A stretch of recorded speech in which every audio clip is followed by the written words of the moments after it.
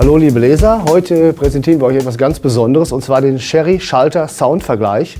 Und dazu begeben wir uns jetzt in das Audiolabor, also in dem Verlag hier, weil da die beste Akustik ist. Der erste Schalter, den wir jetzt unserem Hörtest unterziehen, ist eigentlich auch der Klassiker, nämlich der Sherry MX Black. Der ist hier an dieser Tastatur, das ist eine QPad MK50. Ich nehme jetzt mal das Keycap ab, dass man mal sieht, wie der aussieht. Wir machen jetzt die Keycap, also den Tastenaufsatz, wieder drauf und wollen dann mal hören, wie dieser Schalter jetzt klingt.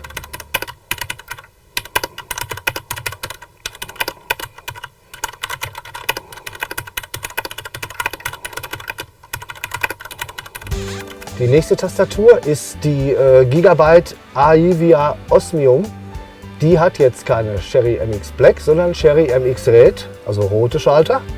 Ich mache hier auch mal wieder die Keycap ab, so dass wir vielleicht mal einen Blick drauf werfen können. Da der rote Sherry MX Schalter einen geringeren Anpressdruck hat als der eben gezeigte schwarze, das sind nämlich nur 45 Gramm statt 60 Gramm bei dem schwarzen, könnte es sein, dass natürlich auch das Tippgeräusch sich verändert. Wie gesagt, wir gucken mal. Ich tippe einfach mal los und Sie hören zu.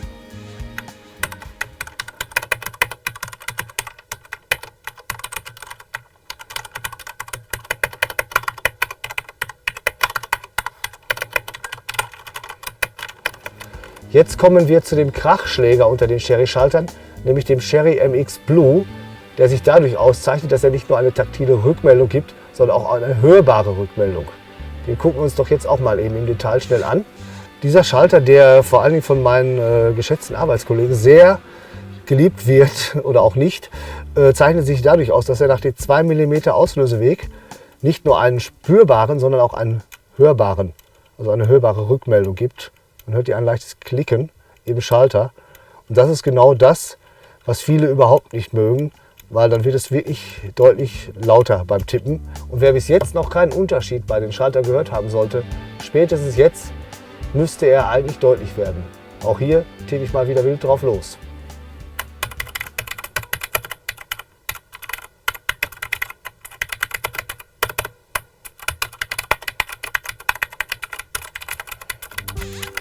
Der letzte Kandidat in unserem Hörvergleich ist der Sherry MX Braun, also braune Farbe, taktil, das heißt auch der gibt zumindest gefühlt eine Rückmeldung, wenn man ihn durchdrückt nach 2 mm Druckweg, hat auch 45 Gramm Anpressdruck und auch hier mal eben der Blick ins Innere, also wir heben mal wieder die Keycap an.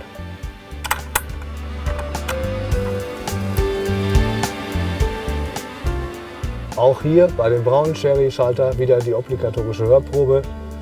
Ich hau dann zum letzten Mal für Sie in die Tasten.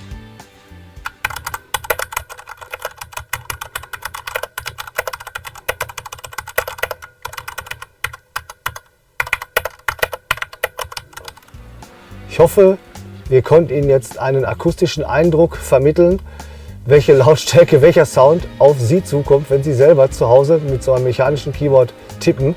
Aber auch genauso gut können dann so Ihre Nachbarn oder vielleicht auch Kollegen am Arbeitsplatz erkennen oder schon mal raushören, was auf Sie zukommt, wenn Sie sich dafür entscheiden, ein solches Gerät zu kaufen. Also ich jedenfalls finde die Geräte gelungen, auch wenn sie etwas lauter sind, aber das müssen Sie im Endeffekt entscheiden. Weiterhin viel Spaß mit der PC Games Hardware. Tschüss!